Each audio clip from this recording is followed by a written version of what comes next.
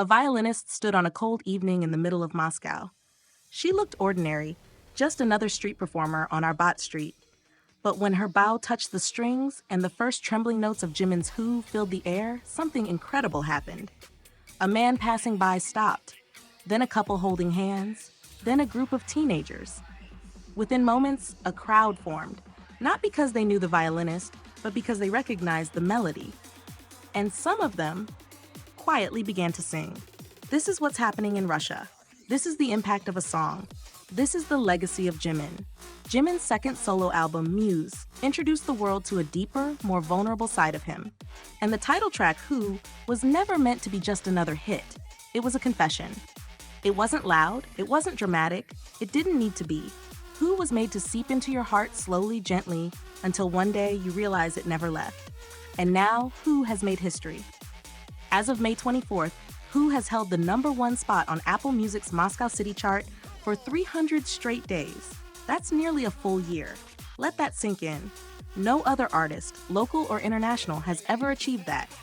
And in St. Petersburg, the same song has dominated the charts for an even more unbelievable 329 days.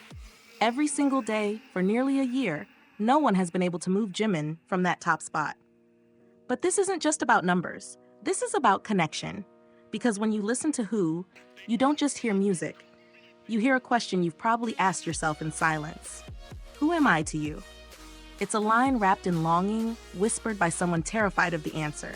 And maybe that's why it hits so hard. In a world full of noise, Jimin delivered something quiet, something sincere, something brave. This song, sung in Korean, has touched people who don't speak the language. People in Russia, Belarus, Kyrgyzstan, Lithuania, Armenia, Uzbekistan, they've all made space for this song in their lives. On June 17th, Who was still charting high. #3 on Apple Music's Top 100 Russia. #1 in Belarus and Kyrgyzstan. #10 in Lithuania. #14 in Armenia. And #24 in Uzbekistan. And on Spotify, 211 days at #1 in Belarus. 328 days at #1 in Kazakhstan. These aren't casual listeners. These are people who feel the song. Think of the teenager crying quietly on a night bus in St. Petersburg, Who playing in her ears. Or the young man in Almaty, walking through his city with headphones on, holding on to that one lyric like it's the only thing keeping him grounded.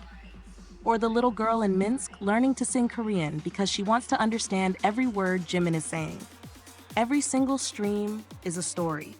Every play is a heartbeat. Who doesn't try to impress? It invites you in.